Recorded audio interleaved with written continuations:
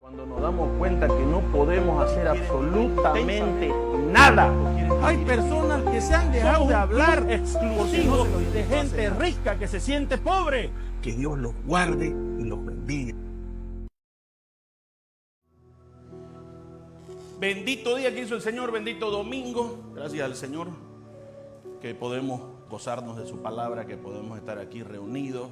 Bienvenidos todos los que están aquí una vez más. Bienvenidos todos los que nos miran por las redes sociales o alguna vez nos verán en diferido. Y yo quiero transmitirle algo que siento que viene directamente del corazón del Señor, o al menos siento que Él ha estado poniendo, sembrando en mi corazón durante días, ¿no? Y creo que ayer cuando visité a mis hermanos colíderes en esta obra, Chichi y María, también me confirmó un poco esta palabra, ¿no? Lo que hablamos. Entonces, a este mensaje yo lo he llamado el tercer día, ¿ya? Y no nos vamos a confundir porque ahorita están en celebración y nada tiene que ver con el tercer día de carnaval. Ya, que dicho sea de paso, el tercer día de carnaval siempre es el peor, el más sucio, el más cochino, el más peligroso, ¿no? Este tercer día es totalmente el contrario, es totalmente opuesto. Y es una palabra para los que en algún momento sentimos de que ya no podemos seguir esperando tanto, que ya no podemos esperar una mejora en la salud, que ya no podemos esperar para encontrar una pareja, que ya no podemos esperar porque nuestra situación financiera, porque nuestros problemas, porque nuestras depresiones se vayan. A veces estamos esperando el negocio del millón, que dé ese giro de guión en nuestra vida, ¿ya? O incluso hay gente que está esperando eternamente por un divorcio que no sale y que tiene que revivirlo y revivirlo y revivirlo. No sé, hay tantas cosas que a veces estamos esperando que cambien y sin embargo estamos ahí, estamos en ese limbo, esperando y esperando, ¿no? Y yo quiero de verdad decirle que esto es para todos los que tenemos ganas de tirar la toalla, ya sea en nuestro trabajo, ya sea en nuestra familia, ya sea incluso en la fe. Yo tengo una palabra para todos nosotros los que tenemos ganas de tirar la palabra. ¿Cuántos quieren recibir esta palabra hoy? Amén. ¿Ya? Y prepárense y crean de verdad, porque hoy Dios nos va a hablar. Amén. El que tiene su Biblia a mano, acompáñenme por favor, y el que no, pídasela a un cristiano. No, mentira, para eso está la pantalla. No. Primera de Samuel 4:5 en adelante, ¿ya? Y la escritura nos dice así: aconteció que cuando el arca del pacto de Jehová llegó al campamento, todo Israel gritó con tal júbilo que la tierra tembló. Dijeron: qué voz de júbilo, no, perdón, qué voz de gran júbilo es esta en el campamento de los hebreos, dijeron los filisteos. Y supieron que el arca de Jehová había sido traída a su campamento.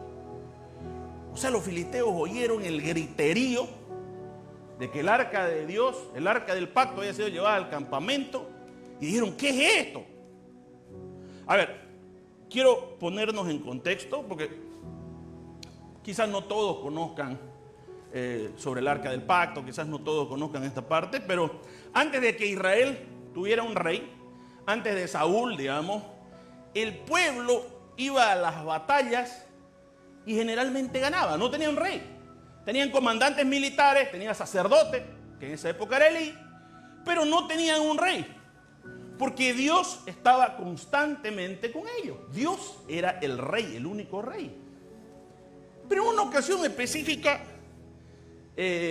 fueron a pelear contra los filisteos, Israel sufrió una derrota terrible. Perdieron 4,000 hombres, 4,000 bajas tuvieron en esa batalla. O sea, habían 4,000 viudas, más de 4,000 huérfanos. Y a veces uno lee la cifra y como que la ve como cifras militares, como números militares, y no se da cuenta que 4,000 vidas se terminaron ese día. Y en ese momento, sin un rey que los guiara, alguien, la vara de Aarón que reverdeció, estaba el maná del desierto y estaban las tablas de la ley que le fueron entregadas a Moisés, y tenía unos querubines, unos ángeles encima del propiciatorio que representaban la gloria de Dios.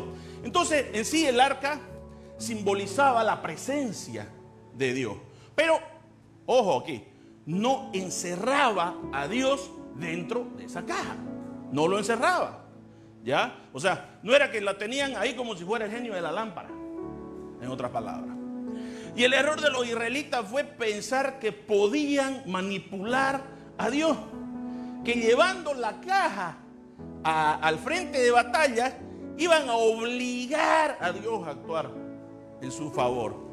O sea, como que mover el arca del pacto era mover obligatoriamente la voluntad de Dios. Ni más ni menos que un genio. Y así estos loquillos llevaron el arca del pacto al campamento. Ahí empezó el griterío, ¿no? Pero, mis hermanos, hay algo que tenemos que tener claro. A Dios no se lo puede manipular. No podemos manipularlo de ninguna forma. Por más que querramos, no se puede. Y no importa cuántos trucos intentemos y cuántos trucos hayan intentado, Dios no entra en una caja. Y lamentablemente, así como los israelitas en ese momento, hoy muchos cometen ese mismo error. Piensan que Dios está encerrado en un lugar. Piensan que la iglesia es como una jaulita donde se lo tiene a Dios encerrado. Y lo saludan el domingo y le cantan una cancioncita y una sonrisita. Y adiós Nicanor, nos vemos el próximo domingo, Dios. Y después creen que pueden vivir como se les dé la gana los otros 6 días de la semana. Y el 7º día de nuevo vamos a la jaulita de Dios, como haciéndole un favor todavía, ¿no? Y lo peor de todo es que llegamos a la jaulita y pensamos que ya cerramos un negocio. Bueno, ya vine, ahora te toca a vos. Ya yo cumplí. Ahora vos me das las añadiduras, pues yo estoy aquí. Pero no nos damos cuenta que es un negocio unilateral. Ese negocio que nosotros pensamos que está cerrado es unilateral. Un contrato que solamente nosotros hemos firmado. Dios nunca firmó ni va a firmar esa clase de acuerdo. Y ese fue exactamente el error que cometió Israel en esa época. Creyeron que llevando el arca del pacto a la batalla iban a forzar la mano de Dios.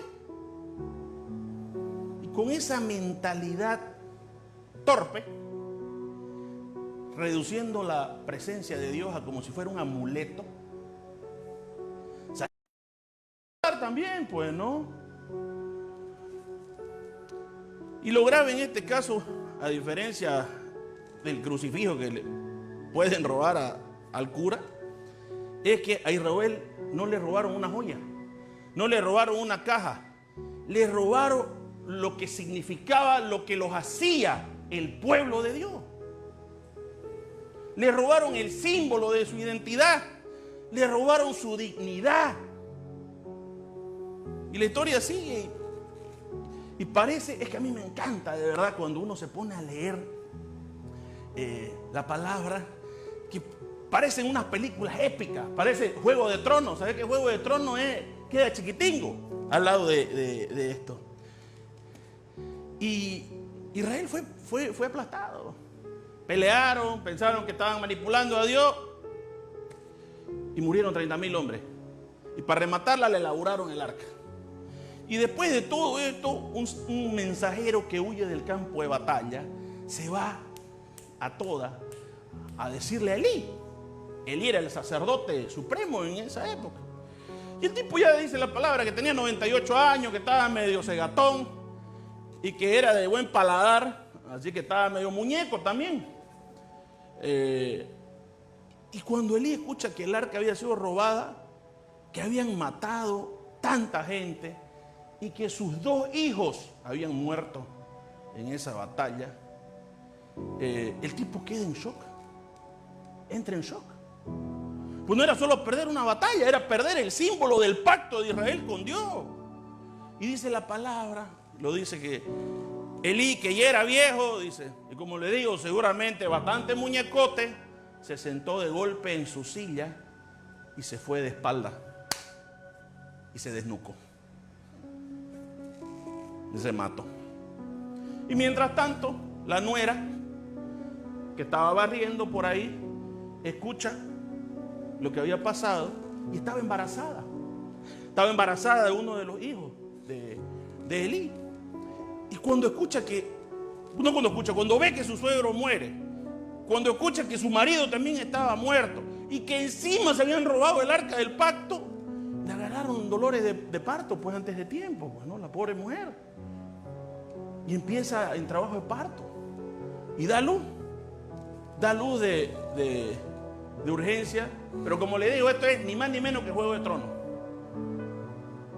Un par de horas después de dar a luz, muere la nuera de Elí.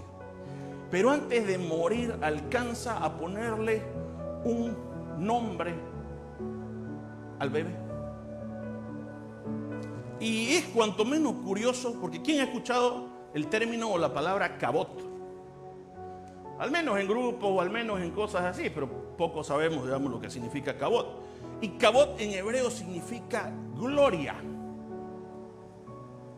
Gloria significa cabot. O sea, si querías ponerle, digamos, a tu hija Gloria Mariana, era cabot Mariana, digamos, más o menos así, digamos, no era cabot. Pero cuando le agregas la i al principio de la palabra, cambia todo. Es como cuando uno a la palabra cauto le agrega incauto, se vuelve lo opuesto, ¿no es cierto? Cuando a la palabra moral le agregas in, se vuelve lo opuesto, inmoral. Y entonces, esta mujer antes de morir, que tenía pensado ponerle cabot a su hija, cambia la decisión y le pone icabot. Y en el sentido que ella quiso darle significado o quería representar o decir fue: la gloria se fue, la presencia de Dios ya no está, nos hemos quedado solos y abandonados. Imagínense una madre en su lecho de muerte morir así. Cuando tenía pensado ponerle gloria, le pone icabot, ausencia total de gloria. Y créeme que ella no eligió el nombre porque, ay, no, suena más bonito Icabod, suena más cool, no. Ella le puso Icabod como clavando un cartel en la historia, en realidad, como marcando una época, como diciendo que nunca se olviden que la gloria de Dios hoy se nos fue. Por eso le puso Icabod. ¿Y saben qué? Hablando con muchas personas y yo mismo, yo sé que habemos muchos hoy viviendo nuestro propio Icabod. Sentimos que si bien no hemos perdido todo, pero que el sueño que teníamos se ha muerto en nuestras manos, se murió en nuestras manos. Que la casa, que la sanidad, que la promesa, todo lo que planeábamos parece que se evapora y que se va evaporando y se va evaporando. Y que lo que una vez sentimos tan real de parte de Dios, ahora parece un recuerdo lejano. No. Yo quiero decirles algo, y no lo digo de verdad, ni para emocionarnos, ni para motivarnos, porque siempre lo he dicho, Dios me libre en convertirme en un simple motivador algún día. Pero lo digo con certeza total. Hoy día es el día donde el engranaje divino en nuestra vida se comienza a mover. Por eso sentí en el corazón dar esta palabra. Hoy es el día donde la historia que parecía terminar en derrota comienza a cambiar. Hoy empieza nuestro tercer día. Amén. ¿Quién lo cree? Amén. ¿Ya? Bueno, vamos a seguir con Juego de Tronos edición Israel, porque está bonita la historia, ¿no? ¿Ah? ¿Y qué estaba pasando con el arca del pacto mientras tanto? Los israelitas estaban destruidos, derrotados, pero mientras tanto los filisteos, ¿ya? Y esto es espectacular, escuchen. Los filisteos estaban orgullosos de su botín. Se llevaron el arca, ¿y sabe dónde la pusieron? En el templo de su dios, Dagón se llamaba. Oh, la pusieron ahí, en el templo. Y armaron una joda, sacrificio, los tipos, no, ole, ole, ole, ole, Dagón, Dagón, puta. ¿Quién sabe lo que es la 12? La barra de boca, ¿no? ¿Sabe qué? Eran un liendre en zunga, a comparación de estos toros, ¿no? Y lo que hacían era como presentándole el arca a su Dios y le decían, mira, Dagón, te trajimos a Jehová, somos unos tigres, ahí lo tenés. Pero mientras ellos siguieron su joda, ¿ya? Mientras ellos estaban en su primer día de carnaval, al otro día despiertan y van y ven, ya espían, y entran. Y cuando los sacerdotes filisteos entran al templo, se encuentran con una sorpresa espectacular. La estatua de su dios, de Dagón, estaba en el piso, postrada hacia el arca. Y los tipos, yo imagino todavía con resaca, pues comienzan a correr desesperados. Y lo levantan del piso y lo sacuden el polvo, ¿ya? Y se habrán mirado y alguno habrá dicho, no, tranquilo, no pasa nada, sí, no pasa nada. Sí. Ha sido un temblor, alguna cosa de esa, algún descuidado pasó y le tiró con el hombro y lo ha tumbado. No pasa nada. Lo vamos a poner en su lugar, ¿ya? Y esta vez lo vamos a enchapar, dice. Pero apúrense, digo, porque seguramente alguno entra y ya sabe cómo son de intrusos, lo filman y ya nomás lo suben a TikTok o Instagram, ¿no? Y ahí estamos al horno.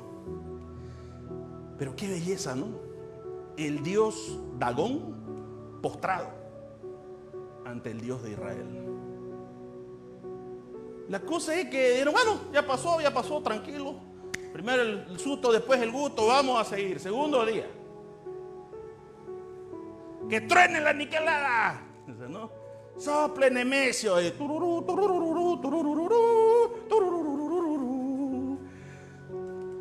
Como si no hubiera pasado nada. Pero aquí viene lo hermoso. Acá viene el meollo del título de esta prédica. Al tercer día. Y oigan bien. Al tercer día. Cuando los tipos entran ya con el hígado pidiendo perdón al templo, se encuentran que Dagón esta vez no solamente estaba tirado en el piso, sino que estaba decapitado y que le habían cortado las manos. Y aún así, en la misma posición, postrado, un muñeco de pedazo y yeso pintado, mutilado y tirado en el piso. Y todos se miraban sin saber qué es lo que había pasado. Nadie sabía qué es lo que había pasado en el templo durante esos 3 días. No habían cámaras de seguridad en esa época. No tenían circuitos cerrados, no había registro. Pero había algo que no hacía falta escribir ni grabar. El Dios verdadero había dejado un mensaje. Y no decía solo en este espacio. En este mundo no hay espacio para 2 dioses. ¿Cómo explicaban los tipos ahora que su gran Dios, ¿ya?, había amanecido decapitado y manco? Ya no era cuestión de pararlo, de limpiarlo, de enchaparlo, de limpiarle el polvo. El ídolo estaba destruido. Y yo pienso que en ese momento los tipos entendieron. Se miraron y dijeron, muchachos, parece que nos metimos con el Dios equivocado. Hay que devolver el arca del pacto ya. Right now. Por eso, mi hermano, yo quiero decirles algo hoy. No importa cuán oscuro parezca que está ahorita. No importa cuán difícil, cuánto esfuerzo demande, cuán terrible parezca todo. Porque está escrito que nuestros enemigos van a venir por un solo camino, pero por 7 caminos diferentes van a salir huyendo. Dios no solo va a derribar a nuestros enemigos, no solo va a derribar a nuestros problemas, les va a cortar la cabeza y nos va a dar la victoria absoluta. De eso no tienen que tener la menor duda.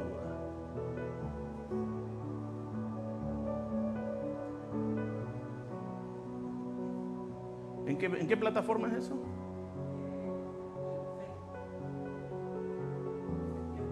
Ya. Y en los tiempos antiguos, cuando un ejército conquistaba a un reino, ¿ya? Para sellar, y eso lo vemos también en la serie de las épocas medievales y todo, cuando un ejército antiguo conquistaba un reino, ¿qué es lo que hacía? Para sellar su victoria, decapitaban al rey, ¿no es cierto? Eso es lo que hacían, iban y decapitaban al rey. No era un detalle, era un símbolo brutal. Acá no queda nadie más para pelear. Acá nunca más reina. Fuera. Yo pienso que eso fue lo que hizo Dios con Dagón. Le cortó la cabeza. Porque aunque absolutamente nadie vio qué es lo que pasó durante esos 3 días, estoy seguro que eso fue lo que hizo. Que dijo, aquí nadie más puede reinar. Y ese gran Dios filisteo, ese orgullo de los enemigos de Israel, terminó en el piso, mutilado, sin manos, sin cabeza y postrado ante el Dios único y verdadero. Y los filisteos, que al principio celebraban como locos, que habían tenido 2 días de jolgorio total, se miraron y querían devolver esa arca inmediatamente. Eso era lo que estaba pasando en el campamento enemigo. Dios ya había actuado. Le había cortado la cabeza al enemigo. Pero ¿qué pasaba mientras tanto en Israel? Para los israelitas la cosa era diferente. Ellos no sabían que Dios ya había actuado. ¿No es cierto? Porque mientras a los filisteos Dios ya le había cortado la joda, ya le había cortado el carnaval, en Israel se estaban pasando 3 días de silencio, 3 días de agonía, 3 días sin el arca, sin el símbolo de la presencia de Dios, 3 días donde parecía que no pasaba nada. Estaban aguantando la angustia de la espera. Y seguramente sentían que Dios lo había abandonado. Seguramente se preguntaban si esta vez Dios había olvidado de ellos por la metida de pata que habían tirado. Y yo me ponía a pensar que en todas las esperas que capaz a algunos nos ha tocado vivir, son varias. Hay gente que espera toda una vida soltero, viendo cómo pasan los años y nunca llega una persona correcta. A veces sé que acá no hay ese problema, pero no sé. A veces hay matrimonios que se pasan años esperando un hijo, una hija. Por más que lo intentan, no pasa nada. Algunos están en la cárcel esperando, ya sea culpable o inocente. Todos están esperando una segunda oportunidad. La espera de muchachitos que sienten que no encajan en la escuela, que no logran hacer amigos y que a veces piensan, no, en la secundaria me va a ir mejor, y no les va. A veces la espera de la reconciliación de un hijo que se quedó en medio del divorcio, que tuvo que ver cómo le pedían que eligiera entre su papá y su mamá. cuando en realidad lo único que quería era no elegir. La espera de un niño, de una niña que se esconde debajo de la cama cuando escucha que la puerta se abre, esperando que la persona que entre intoxicada no le haga daño. Y aunque uno de grande pueda decir, no, ya me olvidé, no pasa nada, ya me olvidé de lo que sufrí con el divorcio de mis padres, ya me olvidé de lo que me hicieron, no pasa nada. La verdad es que hay heridas que con no pasa nada, no sanan. Nos siguen marcando, porque olvidar no es sanar. Olvidar es olvidar, simplemente. Capaz a alguno le tocó esperar que lo elijan de último en el equipo de fútbol cuando era muchacho. Esperar si esta vez lo invitaban a la fiesta, porque todos los muchachos salían y lo dejaban relegado o relegada y nadie quería compartir con él o con ella. Y uno llega así a la vida adulta, creyendo que también tenemos que esperar toda nuestra vida para que Dios se acuerde de nosotros, para que Dios nos elija para su equipo. Y yo entiendo bien esa espera. Entiendo. Y esta espera que tenemos, entiendo la espera de los que dejaron su país, su historia, su gente, de lo que hemos cargado nuestra vida en una maleta para venirnos acá, soñando que este sacrificio algún día valga la pena. Y entiendo el cansancio de esperar salir de las deudas. Claro que lo entiendo, ¿cómo no lo voy a entender? Y no le voy a pedir que levante nadie la mano, porque sé que muchos acá daríamos cualquier cosa por no tener que pensar si nos va a alcanzar o no nos va a alcanzar este mes. Daríamos cualquier cosa por ahorrar, por salir a vivir, por salir de vacaciones, no solo por pagar la hipoteca y las deudas. Como escuché decir a uno, mi hermano, lo más fiel que conocí en mi vida son mis deudas. Hasta mi esposa me dejó, pero estas siguen aquí firmes. Y uno se ríe, pero es real. Y esa espera, mi hermano, esa espera cansa. Claro que cansa. Cansa esperar y esperar y esperar. Y viene un pastor, un predicador y te dice, ya viene tu recompensa. Pero uno se lo han dicho tantas veces. Y lo hemos escuchado tantas veces que nos ponemos a pensar. O los pastores son mentirosos o Dios se olvidó de mí. Y ese pensamiento nos carcome. Porque no es que no creamos en Dios, es que ya no sabemos si su promesa para nosotros sigue en pie. Y es que hay días que uno ya no soporta más. Días que uno clama, Señor, sácame de esta tormenta. Pero tenemos que entender algo. Muchas veces Dios calma la tormenta, sí. Pero muchas otras Dios no calma la tormenta. Dios calma a sus hijos en medio de ella. Y cuando pasa eso, uno siente una paz que no tiene explicación. Uno siente una paz que sobrepasa todo entendimiento. Una paz que nos sostiene cuando ya no nos quedan más fuerza. Y esos 3 días de espera que a veces se traducen en semanas, a veces se traducen en años. Hay mujeres y hombres que llevan esperando años que su pareja cambie. Años. Años esperando un abrazo, años esperando una palabra que no lastime, una confrontación, años esperando un gesto de amor que nunca llega. Hay familias que pasan años esperando que un hijo vuelva, esperando que salga de una adicción, de una relación tóxica, que vuelva a casa, que vuelva a Dios. Otros soñaban con levantar un negocio próspero, levantar un proyecto, levantar algo que nos pueda dar una vida digna, si vale el término. Y en lugar de crecer, todo se va desmoronando. Todo se va desmoronando en nuestras manos. Y cada día parece que el sueño más bien se aleja más en vez de acercarnos. Pareciera que corre nuestros sueños corren más fuerte que nuestros esfuerzos. Y llega un momento en que uno se pregunta, ¿por qué me toca esperar tanto?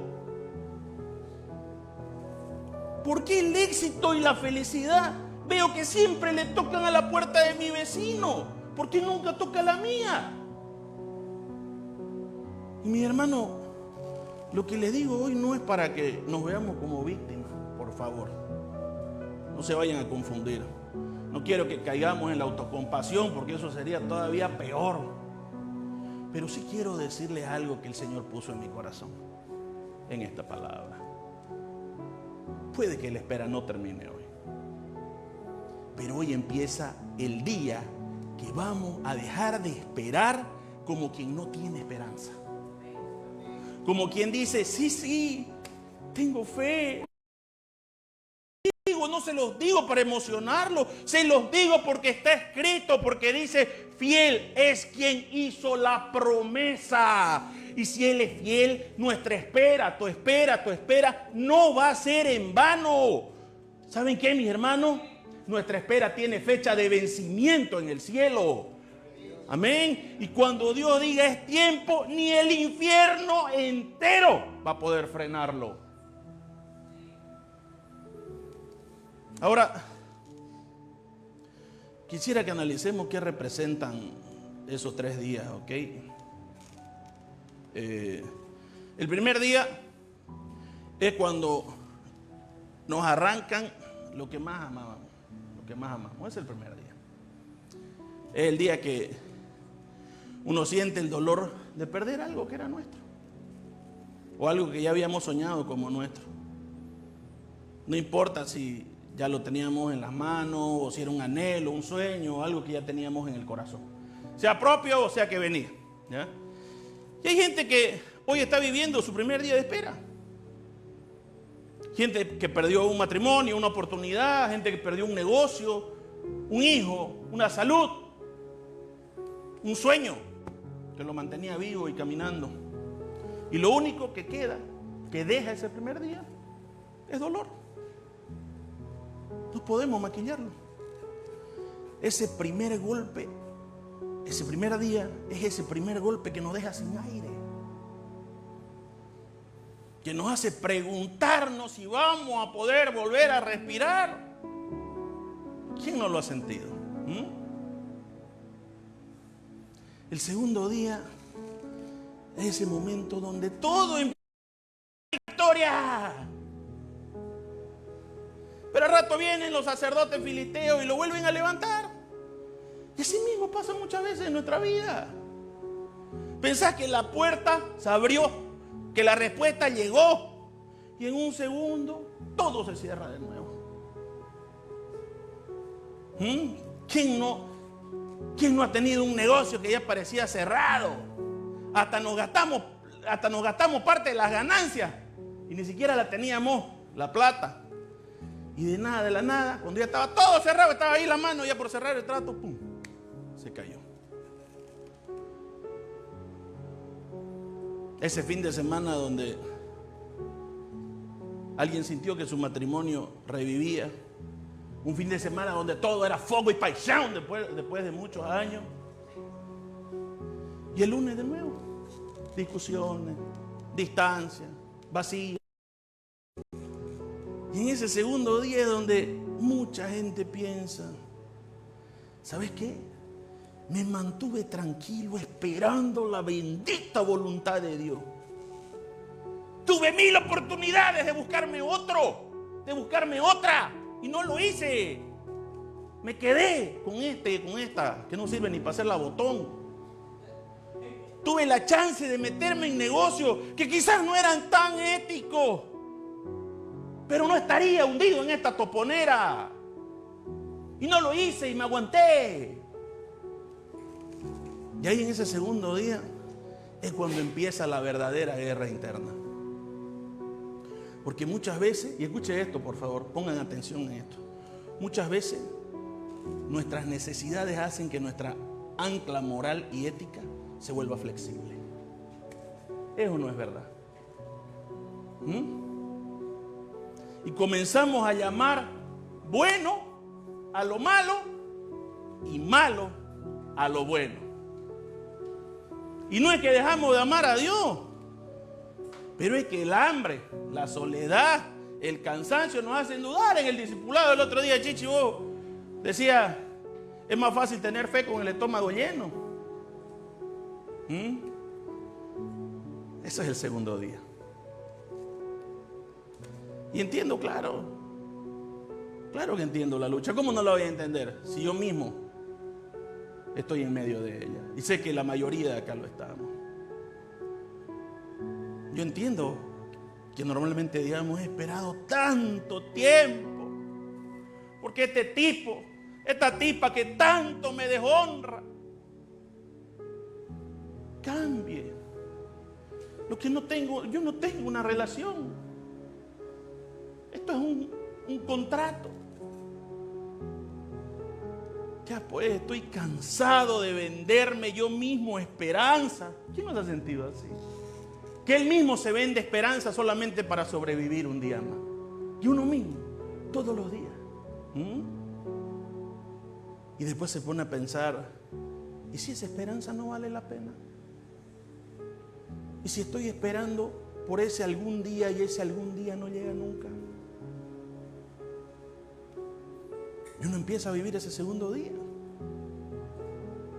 A lo mejor estoy esperando al fósforo.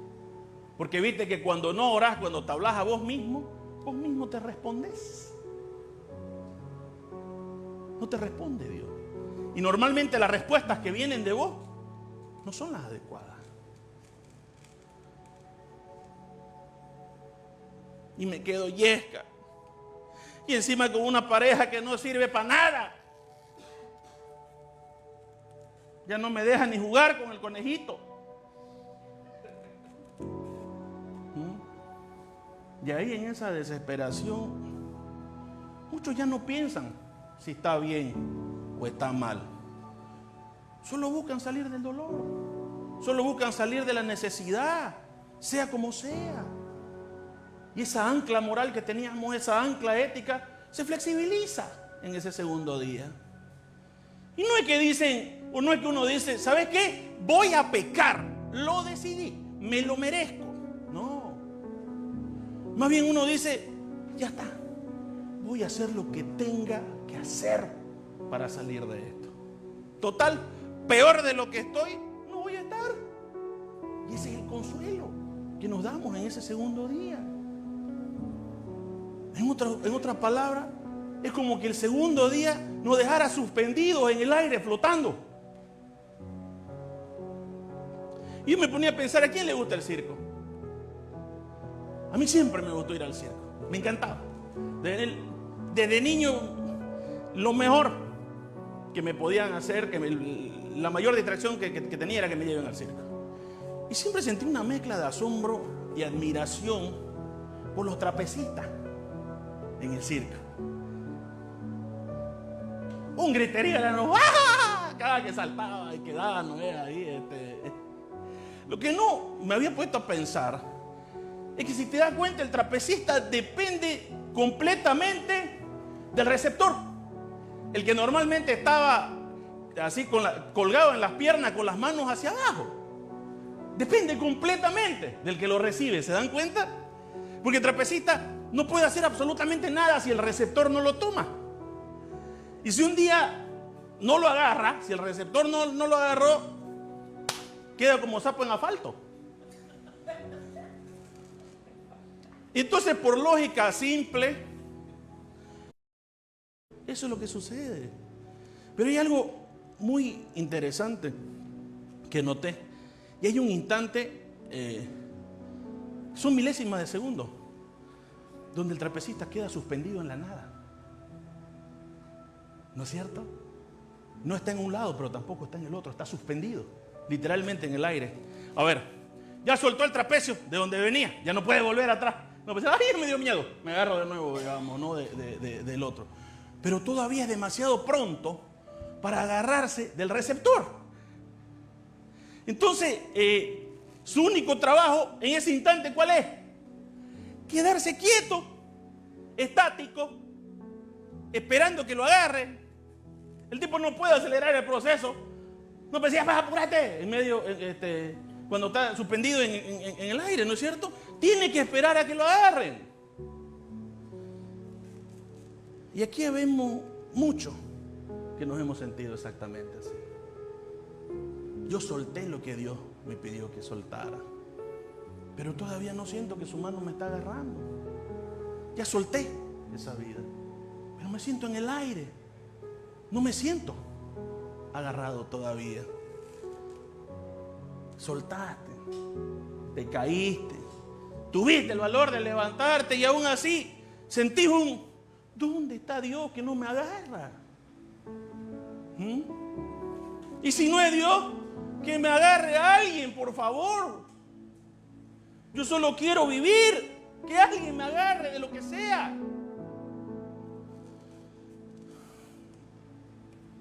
Y es así, que soltamos a veces lo que teníamos que soltar, pero no sentimos que Dios nos haya tomado la mano todavía.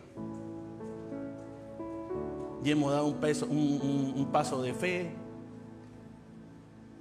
Quizás hemos sembrado hasta lo último que teníamos de dinero en una obra.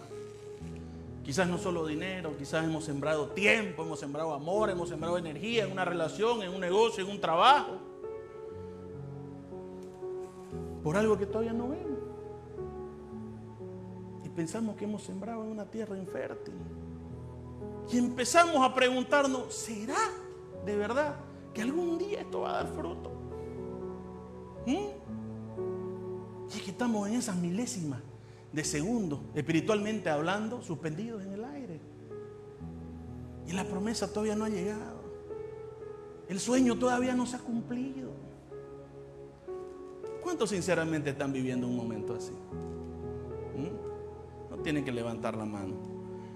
Pero ¿cuántos se sienten que están suspendidos en el aire en algún área de su vida?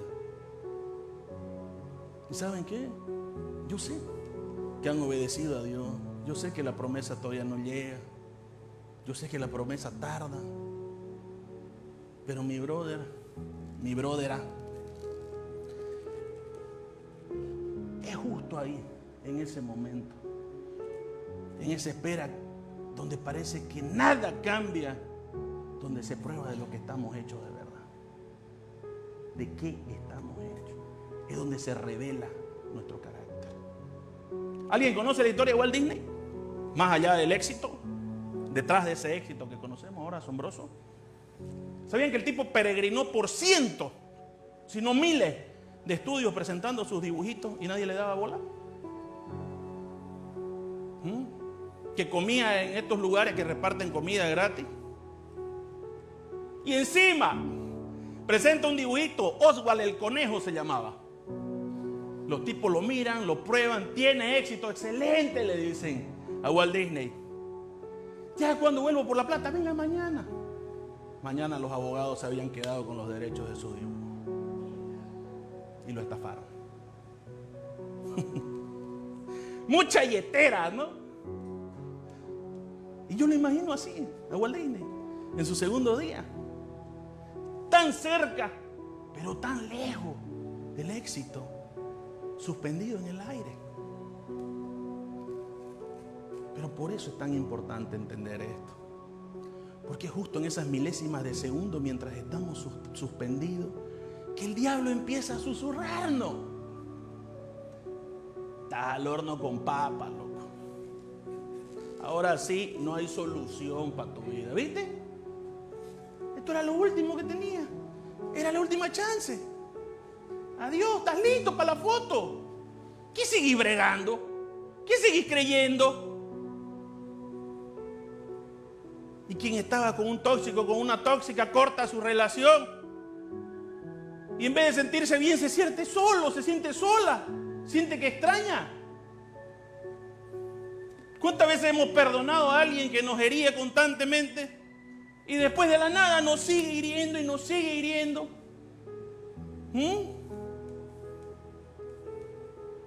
¿Cuántas veces hemos sido el hombro donde descansan muchas personas, donde se apoyan muchas personas, y ahora no tenemos un solo hombro donde apoyarnos nosotros? Yo sé que la mayoría de acá, todos, han luchado como leones. Hemos luchado como leones.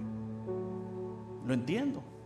Y nos hemos comprometido a vivir una vida en obediencia. Nos hemos comprometido a no hacer trampa. Nos hemos comprometido a no mentir, a no ensuciarnos las manos. Y uno se pregunta ahora, ¿para qué?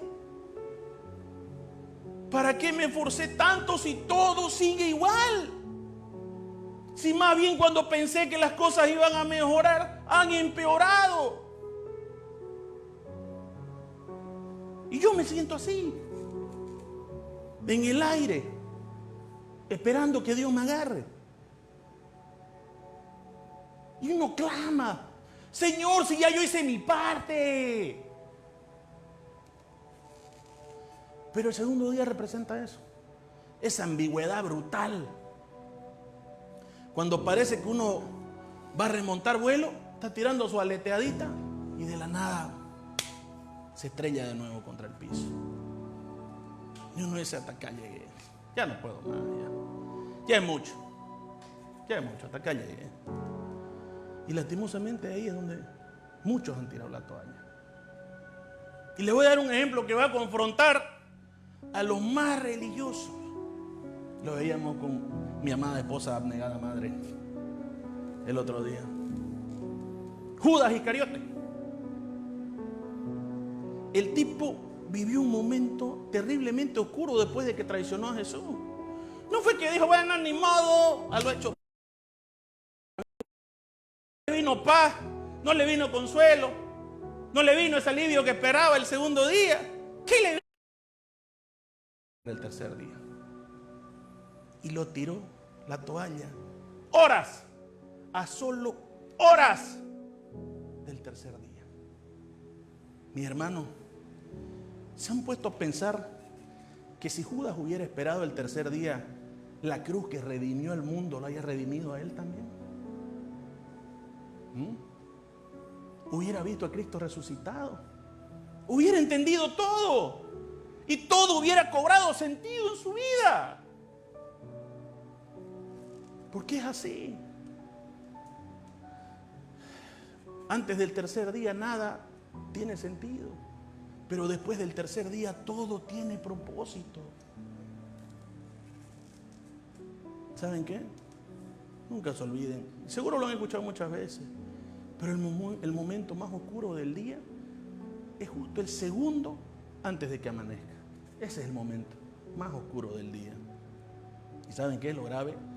Que Satanás tiene una manera sutil y mortal de apurar a los que están a un paso de ser redimidos, a los que están a un paso de alcanzar la promesa. Y así lo hizo con Judas, y así lo hace a diario con miles de personas que sienten que no vale la pena esperar el tercer día.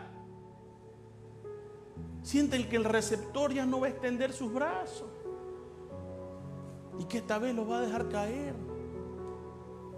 Y así se rinden el segundo día y pierden el cabot, pierden la gloria del tercer día. Por eso, mis hermanos queridos, este domingo glorioso, Cristo quiere decirnos algo, quiere hablarnos, pero de verdad. No se rindan, no desmayen, no tiren la toalla, porque ¿saben qué? Ya viene el tercer día. Viene el día en que Dios le va a cortar la cabeza a nuestro problema y se va a terminar definitivamente. ¿Pero lo creen o no? Y eso es lo que es el tercer día. Es cuando Dios toma el control. ¿Quieren que les cuente un chismecito santo? ¿Ah? Para que sepan. Yo decía, ay, ni sabes lo que hizo la hermana. Ay, decime qué hizo para que sepamos cómo orar, ¿no? No, este es un chismecito santo de verdad, ¿ya? Y está en la Biblia. Y es la continuación de lo que pasa cuando Dagón cae sin cabeza y sin mano. Porque la cosa no termina ahí, Nelson. ¿Ya? La cosa se pone peor. Mira lo que dice en 1 Samuel 5:6. Dice: Dios hirió a los filisteos con tumores. Dice: el Señor descargó sus manos sobre la población de Azot, que los filisteos y sus alrededores, y los azotó con tumores, dice. ¿Ya? Pero hay algo sumamente curioso, porque las versiones que nosotros normalmente usamos son un poco higienizadas, lo hablábamos con vos, ¿ya? Pero la versión Reina Valera de 1909, que es más específica, yo creo que alguien lo cambió porque sonaba muy feo, pues, ¿no? Pero en Reina Valera 1909 dice: y los hirió desde el mayor hasta el menor con hemorroides, dice. Y la versión King James es un poquito más escatológica todavía, y dice, incluso añade que tuvieron hemorroides en sus partes más profundas y escondidas. Bueno, yo no sé dónde más iban a tenerlas, pero así lo describe. Y ustedes dirán, o nos diremos: ¿y por qué hemorroides? ¿Ah? ¿Por qué hemorroides? ¿Por qué Dios no le envió rana? ¿Por qué no le envió mosca? ¿Por qué no le envió hijos influencers y esposas empoderadas para castigarlo? ¿Ah? Pero hemorroides. ¿Ah? ¿Y saben qué entendí?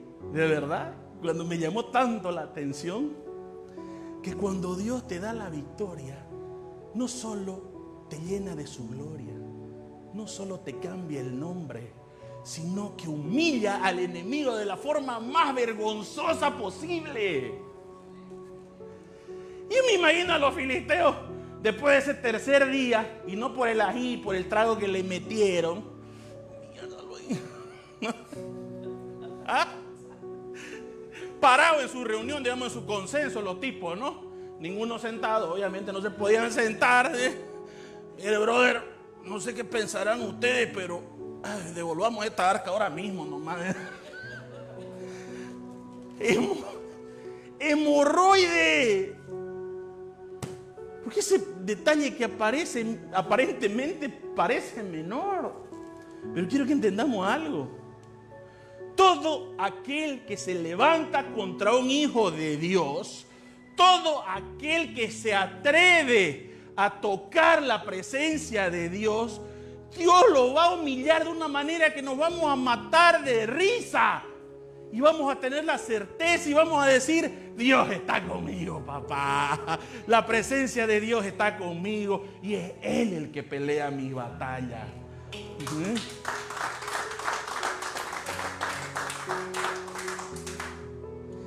Y yo quiero que pongamos mucha atención en esto, porque quizá no lo habíamos notado. Y todo empezó por una curiosidad con mi esposa investigando cositas. Pero el número 3 en la Biblia no es un número más. El número 3 tiene un peso tremendo. Escuche, por favor. José le dijo al copero: dentro de 3 días Faraón va a restituirte tu puesto.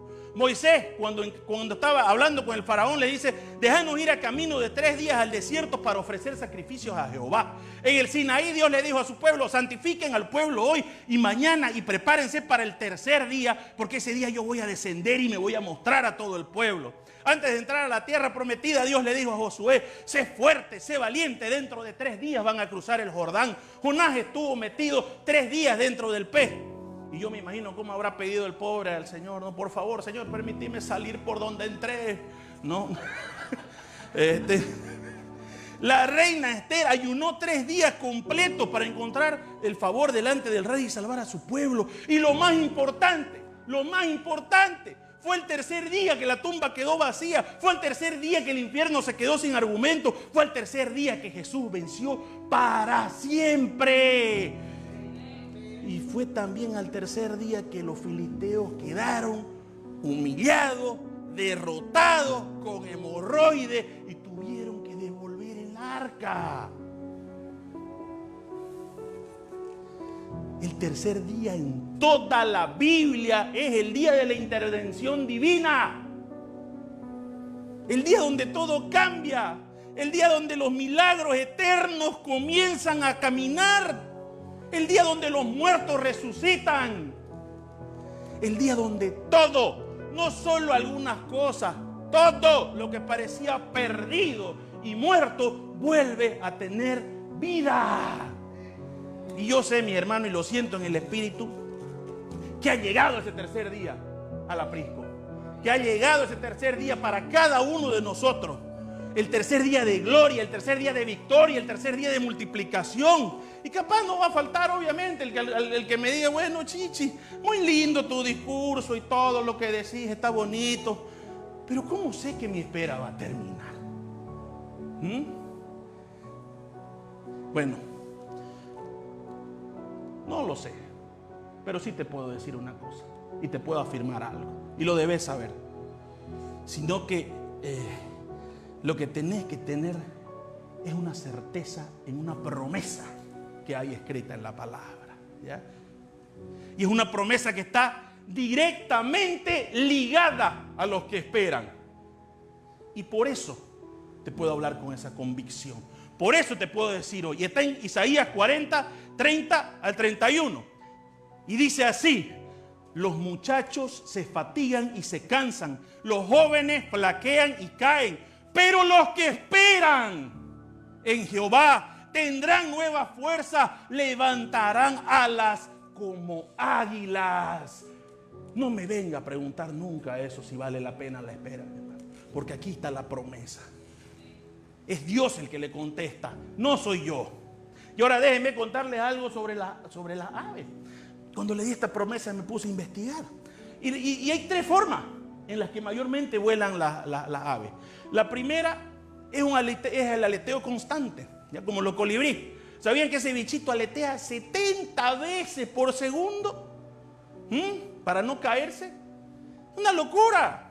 ¿Cómo será de agotador aletear 70 veces por segundo? Imagínense si la promesa hubiera sido, pero los que esperan serán como colibríes, digamos, ¿no? Si nosotros voláramos así, llegaríamos con la boca abierta a todos lados, ¿o no? A ver, si caminando cuesta, ¿no, hermano? ¿Cómo? Imagínate cómo va a ser así, ¿no? ¿Cómo estás? ¿No? Vine volando de San Carlos.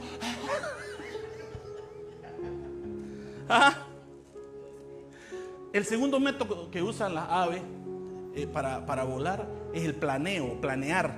O sea, de planeo, no de planes, ¿no? De planeo, planean, digamos, ¿no? Y hay un secreto.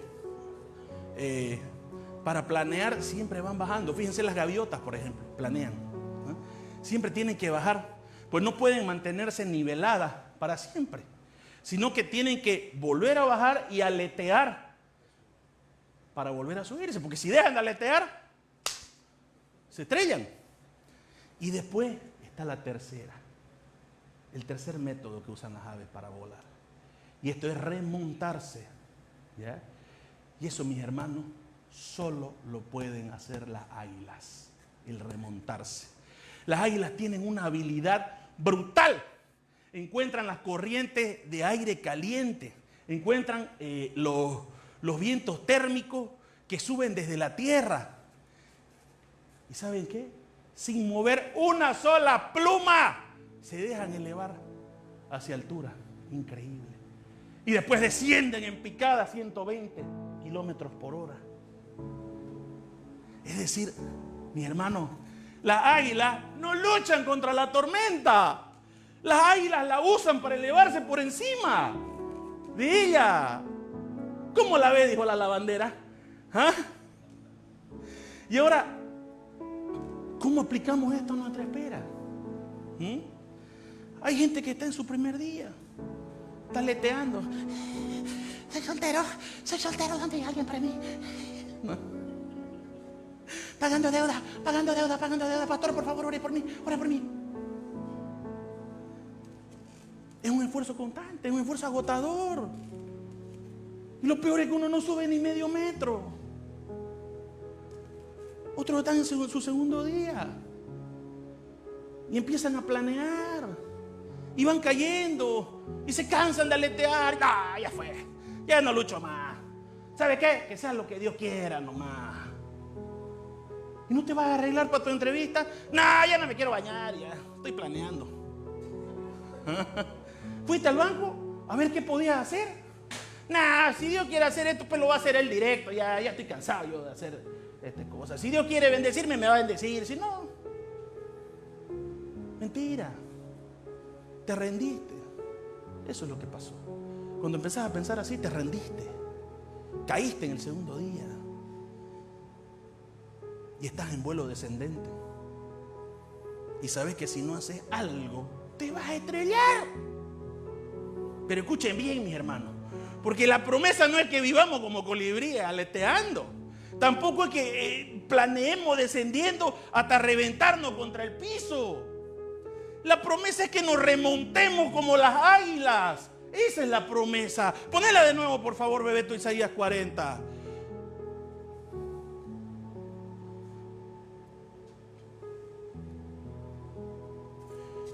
¿Qué dice? Pero los que esperan en Jehová tendrán nuevas fuerzas, levantarán alas como las águilas, correrán y no se cansarán, caminarán y no se fatigarán. No solamente nos dice que nos vamos a remontar, nos dice que nunca vamos a ser como los colibríes, que nunca vamos a ser como las gaviotas, que aún en medio de la tormenta nos vamos a subir a las corrientes invisibles del Espíritu Santo y nos va a levantar el viento de su unción. Y no solo no vamos a caer, sino que vamos a ir más alto y más alto y más alto cada vez. Así que mi hermano, puede que el primer día nos haya quebrado, lo sé. Que el segundo día nos haya dejado suspendidos en el aire. Pero el tercer día, mi hermano, el tercer día nos va a levantar más alto que nunca. Y hoy no solamente cambia nuestro ánimo, hoy cambia nuestra historia. Hoy Dios pone en movimiento todo lo que estaba detenido fuera y dentro de nosotros. Y hoy el cielo abre camino donde parecía que ya no los había. Hoy empieza el día donde vamos a volar como nunca antes lo habíamos hecho. Mi hermano, hoy empieza nuestro tercer día y no hay infierno que se pueda oponer a eso. Amén. Señor Dios Todopoderoso, gracias, Padre. Gracias, Señor, por su palabra. Gracias, Señor, porque me ha utilizado, Señor. Gracias, amado, porque siento que habló a través mío, Señor. Gracias porque sé, Señor, que esta palabra ha sido sembrada no solo en mi corazón. Gracias por hablarme también, Señor, sino en el corazón de toda esta congregación, en el corazón de todos aquellos, Señor, que verán esta palabra. Yo bendigo su palabra, Señor. Bendigo a todos aquellos, Señor, declarando, Padre, que todos somos conscientes de que el tercer día ya viene, Señor. Que no vamos a tirar la toalla, Señor. Sabemos que estamos ahora, Señor, de ese tercer día, Padre. Y que usted nos volverá águila, Señor. Y nunca más nos conformaremos con nada menos que volar y volar más alto cada vez en el nombre de Jesús, Señor. Amén y amén. Que Dios los guarde, los bendiga. Los veo el próximo domingo.